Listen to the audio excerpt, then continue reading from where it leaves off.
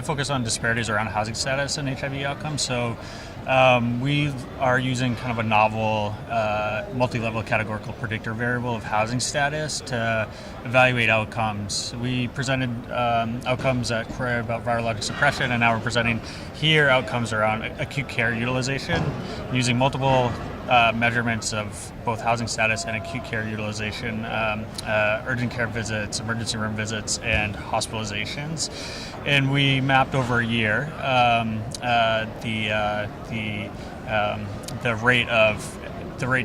rate differences between different levels of housing instability, and found that there were wide disparities in acute care utilization amongst different levels of housing instability. So, for instance, patients that are stably housed have a much lower average rate of acute care utilization, both urgent care, emergency room, and hospitalizations. And much like the previous research, we demonstrated a stepwise increase in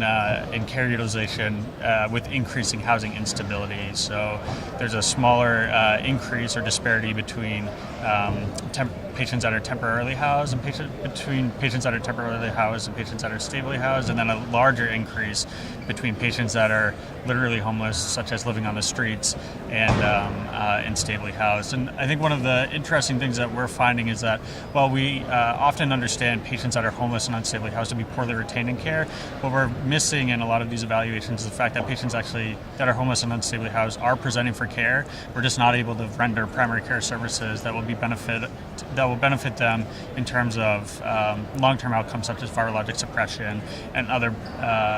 provisions of primary care administration, such as lipid screening,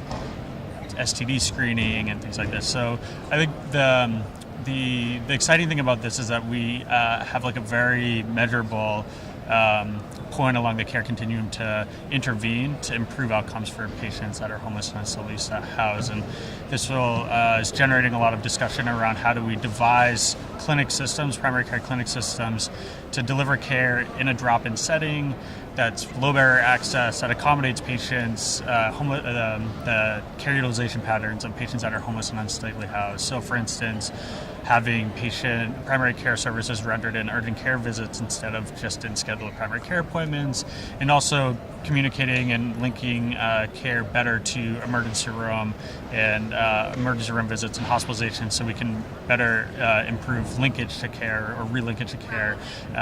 for patients that are homeless and unstably housed when they present to these other acute care settings.